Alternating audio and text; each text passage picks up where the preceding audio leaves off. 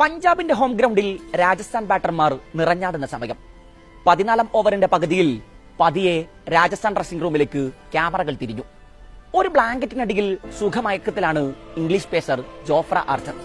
തുടരെ 3 വിക്കറ്റുകൾ വീണാൽ പാഡ് കെട്ടി മൈതാനത്തിറങ്ങേണ്ടയാളാണ്. സമീപകാലത്ത് മോശം ഫോമിന്റെ പേരിൽ അത്രമേൽ പഴികേട്ടൊരാൾ.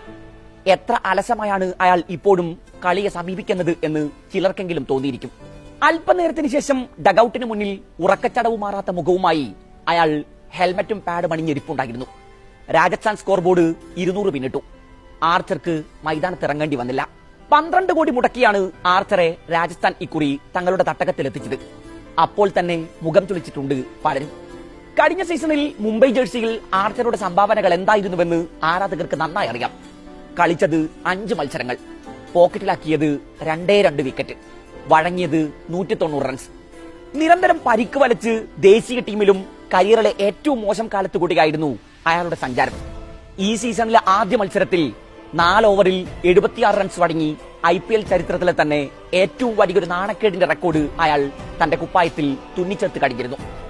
IPL-ൽ ഒരു സ്പെല്ലിൽ ഏറ്റവും കൂടുതൽ റൺസ് വഴങ്ങുന്ന താരം. 2ാം മത്സരത്തിൽ കൊൽക്കത്തക്കെതിരെ 2.3 ഓവറിൽ വഴങ്ങിയത് 33 റൺസ്.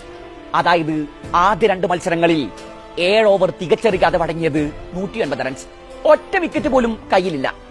12 കോടി വെള്ളത്തിലായെന്ന് രാജസ്ഥാൻ ആരാധകരും ക്രിക്കറ്റ് പണ്ഡിറ്റുകളും ഒക്കെ ഒരേ സ്വരത്തിൽ പറഞ്ഞു തുടങ്ങിയിരുന്നു.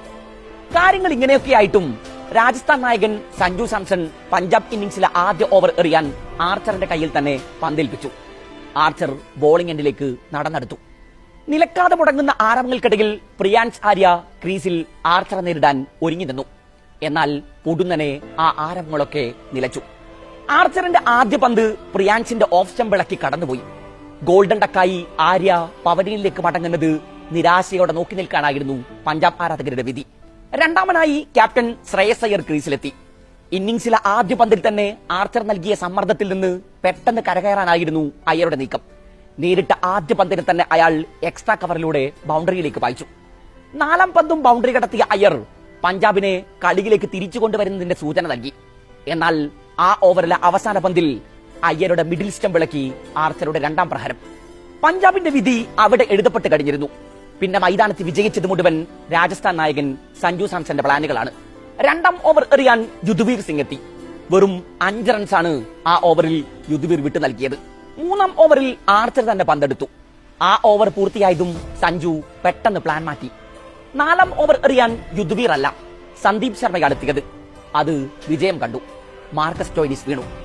5ാം ഓവർ എറിയാനെത്തിയത് മഹേഷ് തീക്ഷ്ണ. പവർ പ്ലേ പൂർത്തിയാകുമ്പോഴേക്കും 4 ബോളർമാർ പന്തെടുത്ത് കഴിഞ്ഞിരുന്നു. 3 വിക്കറ്റുകൾ അതിനോടകം വീണ പഞ്ചാബ് സമ്മർദ്ദത്തിന്റെ പടുകുടിയിലേക്ക് എടുത്തെറിയപ്പെട്ട് കഴിഞ്ഞിരുന്നു. പവർ പ്ലേ കടിഞ്ഞുകൊണ്ടൻ സഞ്ജു തന്റെ അടുത്ത ആയുധത്തെ ആവനാടിയിൽ നിന്നിറക്കി. കുമാർ കാർത്തികേയ എറിഞ്ഞ ആദ്യ ഓവറിൽ തന്നെ കാർത്തികേയ പ്രഭ് സിമ്രാനെ കൂടാരം കയറ്റി. ഈ സമയം കമന്ററി ബോക്സിൽ ഉണ്ടായിരുന്ന മുൻ ഓസീസ് താരം ഷെയ്ൻ വാട്സൺ സഞ്ജുവിന്റെ ക്യാപ്റ്റൻസിയിൽ അത്ഭുതം കൂറുന്നുണ്ടായിരുന്നു. അയാൾ തന്റെ കളിക്കാരെ യൂട്ടിലൈസ് ചെയ്യുന്ന രീതി നോക്കൂ. ഒരാൾ പോലും തുടരെ പന്തെടുക്കുന്നില്ല. ആയുധങ്ങളെ അയാൾ മാറ്റി മാറ്റി പരീക്ഷിച്ചുകൊണ്ടേയിരിക്കുന്നു. നിലയുറപ്പിച്ചു തുടങ്ങും മുമ്പേ എതിരാളികൾ വട്ടം കറങ്ങുന്നു. ഒരു പടുകൂട്ടൻ തോൽവി മുന്നിൽ കണ്ട പഞ്ചാബിനെ നെഹാൽ വധേരയും ഗ്ലെൻ മാക്സ്വെല്ലും ചേർന്ന് കരകയറ്റുമോ എന്ന് ഒരു ഘട്ടത്തിൽ തോന്നിച്ചിരുന്നു. എന്നാൽ വധേരയെ ഹസരംഗയും മാക്സ്വെല്ലിനെ തീക്ഷ്ണയും വീഴ്ത്തിയതോടെ പഞ്ചാബ് കളി കൈവിട്ടു. മൈതാനത്ത് പിന്നെ ചില ചടങ്ങുകൾ മാത്രമാണ് ബാക്കിയുണ്ടായിരുന്നത്. അവസാന ഓവറിൽ അർഷദീപിനെ വീഴ്ത്തി ആർച്ചർ തന്റെ വിക്കറ്റ് നേട്ടം 3 ഉയർത്തി. 4 ഓവറിൽ വെറും 25 റൺസ് വഴങ്ങിയാണ് ആർച്ചർ 2 നിർണായക ബ്രേക്ക് ത്രൂകളടക്കം 3 പേരെ കൂടാരത്തിലെത്തിച്ചത്. ബാറ്റിംഗിലും ബോളിംഗിലും ഒരുപോലെ കളം നിറഞ്ഞ രാജസ്ഥാൻ അർഹിച്ച വിജയമാണ് ഇന്നലെ പഞ്ചാബിന്റെ ഹോം ഗ്രൗണ്ടിൽ അക്കൗണ്ടിലാക്കിയത്. ഏറെക്കാലമായി താളം കണ്ടെത്താൻ പ്രയാസപ്പെട്ടിരുന്ന യുവതാരം യശസ്വി ജയ്സ്വാളിന്റെ തിരിച്ചുവരവ് ആരാധകർക്ക് നൽകുന്ന ആശ്വാസം ചെറുതല്ല. ആദ്യ 3 മത്സരങ്ങളിൽ നിറമങ്ങിയ ജയ്സ്വാൾ 45 പന്തിൽ 67 റൺസാണ് ഇന്നലെ അടിച്ചെടുത്തത്. സീസണിൽ ആദ്യമായി 1 വിക്കറ്റ് പോലും നഷ്ടമാകാതെ രാജസ്ഥാൻ പവർ പ്ലേ കടന്നു. ആദ്യ വിക്കറ്റ് വീണതാകട്ടെ 11ാം ഓവറിൽ. 26 പന്തിൽ 38 റൺസുമായി ജയ്സ്വാളിന് ക്യാപ്റ്റൻ സഞ്ജുവിന്റെ മികച്ച പിന്തുണ. 15ാം ഓവർ പൂർത്തിയാകുമ്പോൾ 142 റൺസാണ് രാജസ്ഥാൻ സ്കോർ ബോർഡിൽ ഉണ്ടായിരുന്നത്. 10 പന്തിൽ 12 റൺസുമായി റിയാൻ പരാഗ് ക്രീസിലുണ്ട്. ആ ഘട്ടത്തിൽ സ്കോർ 200 കടക്കും എന്ന് ആരും കരുതിയിരുന്നു പോലുമില്ല. ഒടുന്നനെ ഗിയർ ഷിഫ്റ്റ് ചെയ്ത പരാഗും ഹെറ്റ്മയറും ധ്രുവ് ജുറയിലും ചേർന്ന് 5 ഓവറിൽ 60 റൺസാണ് പിന്നെ സ്കോർ ബോർഡിൽ ചേർത്തത്. സ്റ്റോയിനിസ് എറിഞ്ഞ അവസാന ഓവറിൽ 2 സിക്സും 1 ഫോറും പറത്തി രാജസ്ഥാൻ രാജകീയമായി തന്നെ 200-ൽ തൊട്ടു.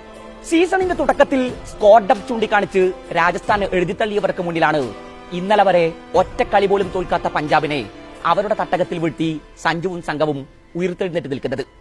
ഇങ്ങനെ സ്കോഡപ്പത്തിന്റെ പേരിൽ സർവരും എഴുതിത്തള്ളിയ ഒരു സംഘമായിരുന്നല്ലോ ഷെയ്ൻ വോണിന്റെ ചിറകേറി പ്രഥമ IPL കിരീടത്തിൽ മുത്തമിട്ടത്. അതായത് ഒന്നും തീർന്നിട്ടില്ലെന്ന്, അങ്ങനെ പെട്ടെന്നൊന്നും അവസാനിച്ചൊടുങ്ങില്ലെന്ന്.